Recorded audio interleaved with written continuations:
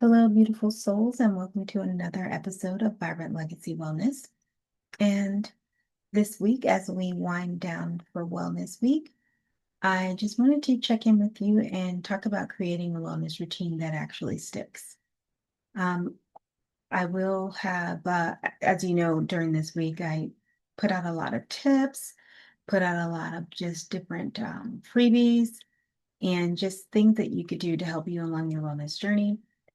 Check out the show notes. And in the show notes, you'll find the link to the freebies. You can grab all the freebies from this week. May not be updated right away when you first see the episode, especially if you see it when it first airs, because Wellness Week is not quite over yet. But once Wellness Week is over, we'll update the links in the show notes and you'll be able to get all of the freebies.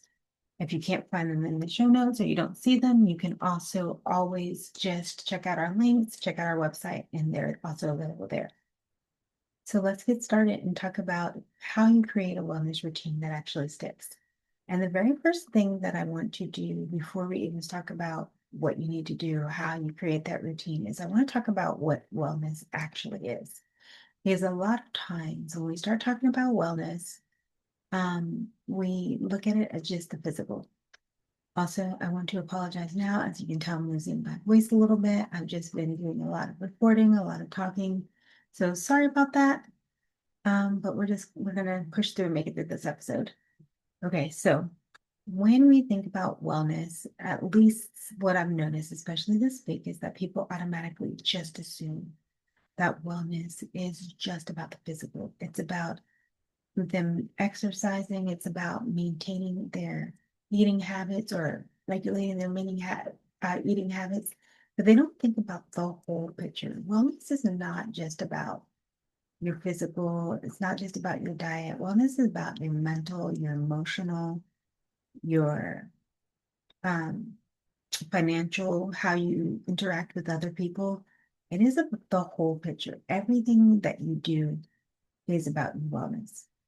Everything that you implement in your life, all those things that you put into place, those are the things that help you along your wellness journey.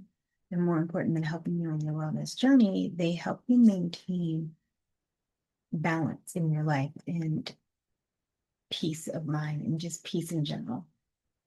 And I noticed that with wellness, we kind of have this, especially in the United States and in Western cultures, I think so a lot of this, well, maybe not all Western cultures, but definitely in the United States, we kind of have this all or nothing approach, this all or nothing attitude. It has to be everything. We have to go extreme.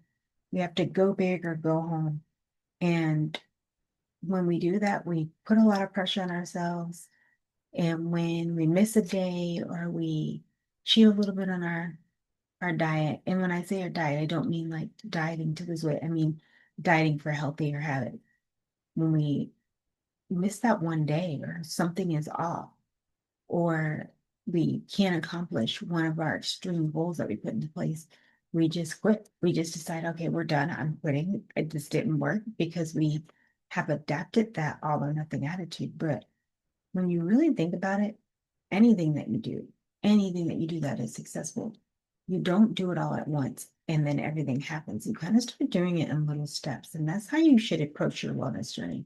Start small, start implementing things like just looking at my show notes here, gave myself some notes that I wanted to things I wanted to remind you to do. But you have to really just think about starting small. Start with meditating for 5 minutes if you can't meditate. Start meditating for 1 minute. Start just eating healthier.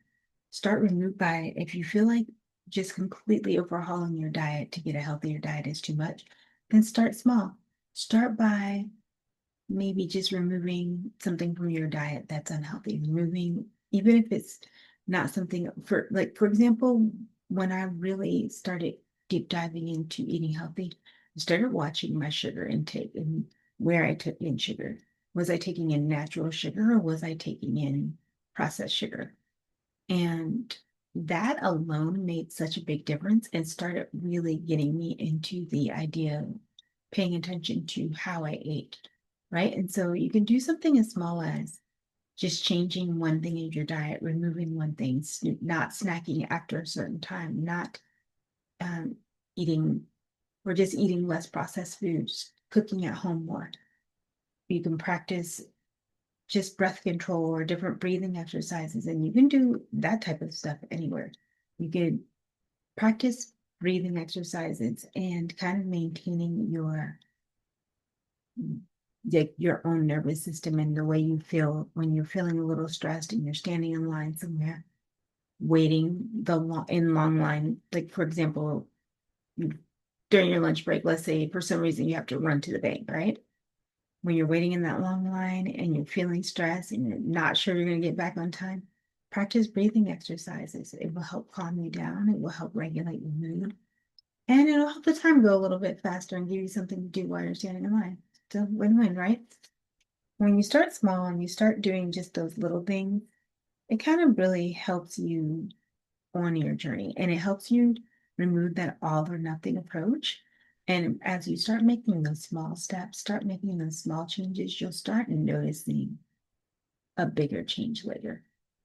You'll start noticing that as you make small changes, you will start to change and it will be easier to make bigger changes.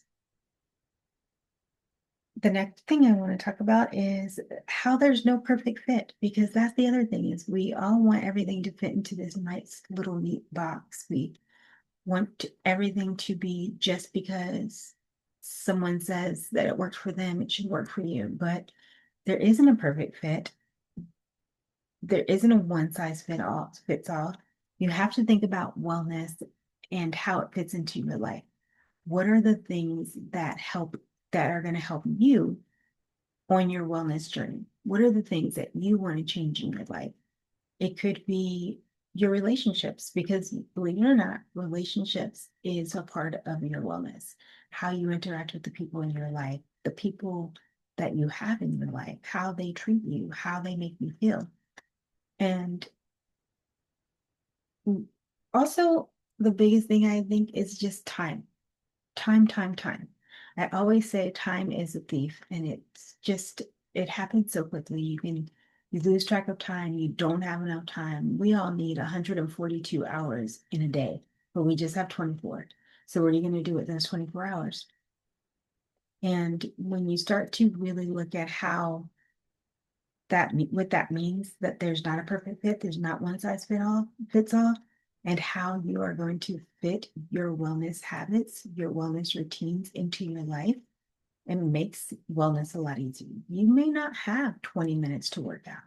You may only have 5 minutes to work out. You may only have 5 minutes of time in between, just getting up and going to maybe like lunch at work.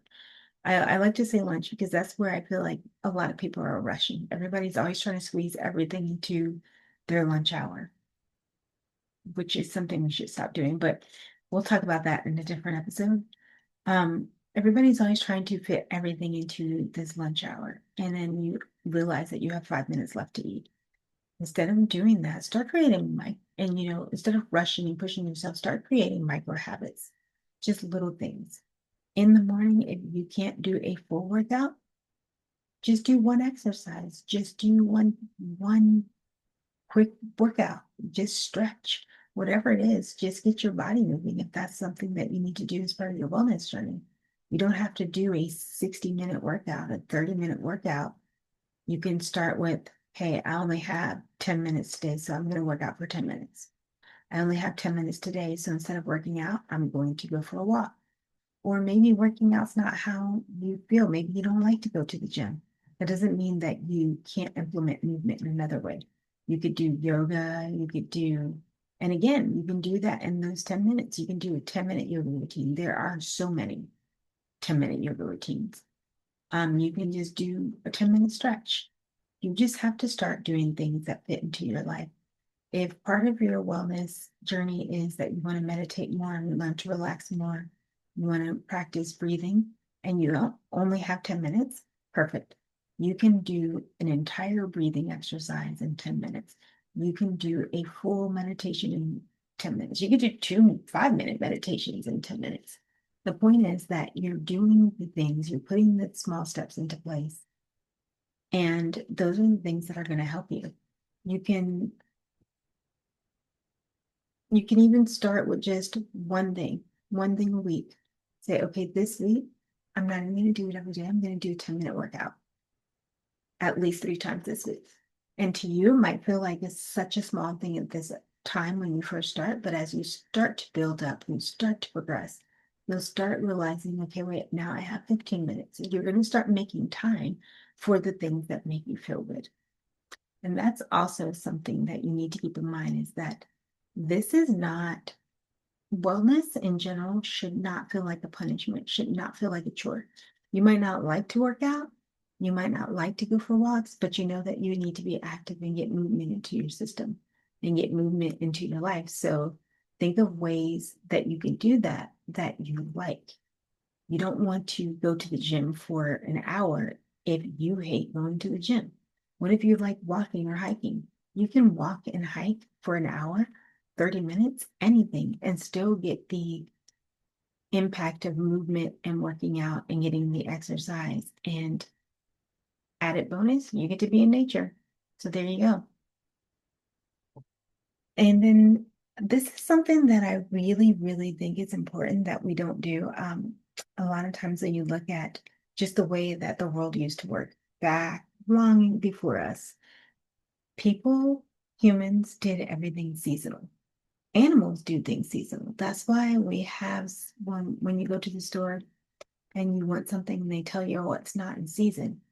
I mean, it doesn't mean you can't get it. It just means that it's not in season. When it's in season, it's a lot fresher. You notice when you go to get a fruit or a vegetable and it's actually in season, it's so much fresher when it's in season than when it's not in season. It tastes better. The flavors are richer because it's in season.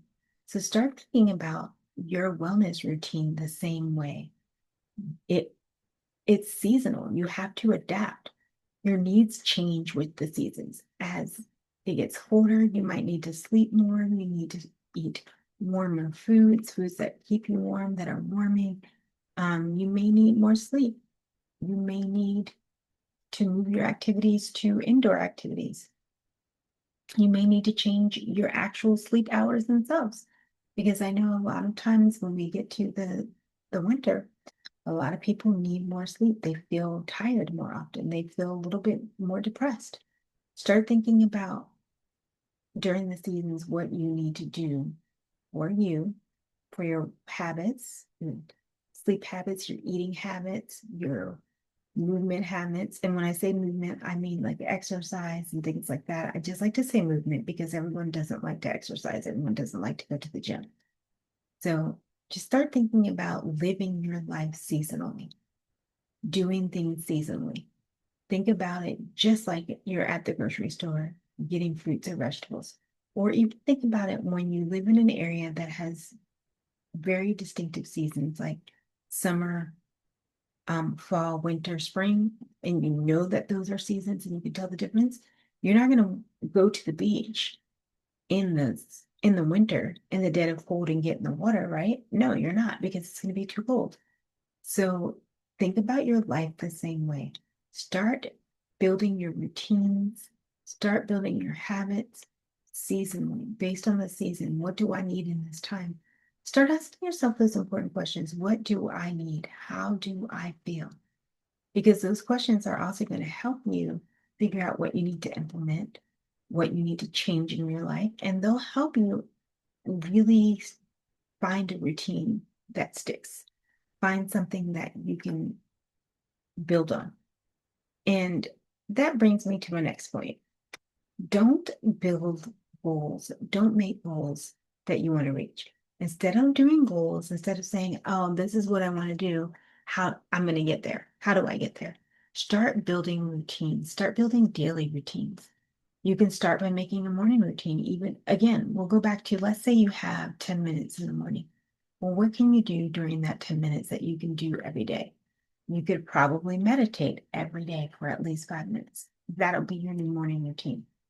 When you start pushing yourself to just a little bit of discomfort and say, okay, you know what? I'm going to do this every day. This is going to be a part of my routine.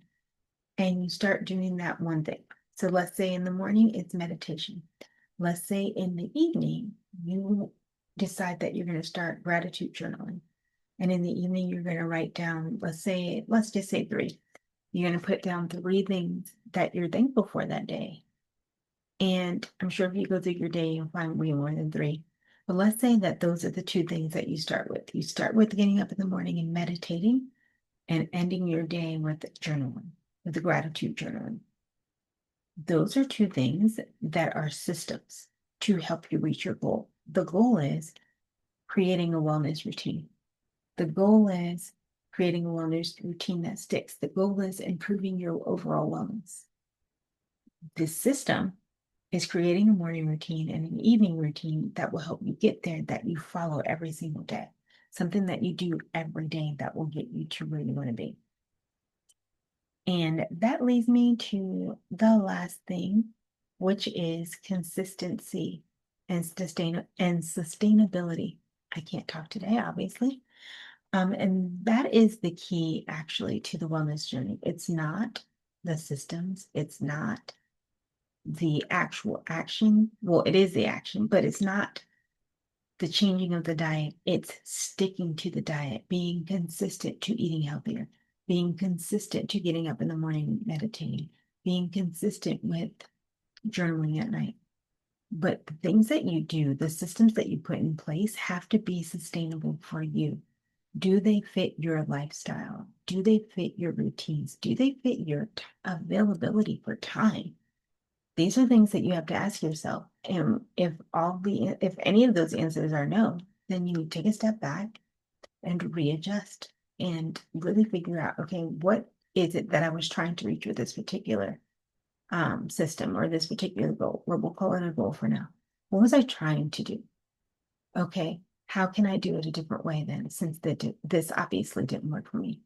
Once you start thinking about fitting those things into your life in a way that makes sense for your lifestyle, and you start making those small actions, before you know it, you'll realize that everything you do is for the betterment of your wellness, is to improve your wellness.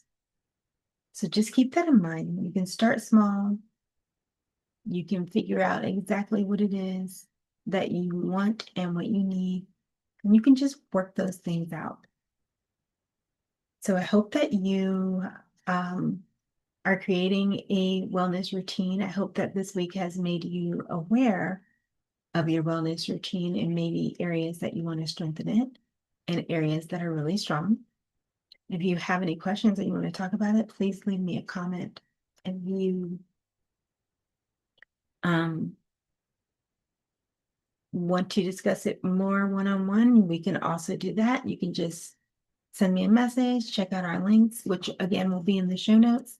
And then we can have a one-on-one conversation, or you can just check out our content. I leave a lot of content here about wellness and the wellness journey. For now, thank you for tuning in to another episode. And remember, true wellness is not just about the body, it's about nurturing your mind, body, heart, and spirit. Keep your energy high, your spirit bright, and your soul nourished. Until next time, stay, excuse me. Until next time, stay vibrant and stay well.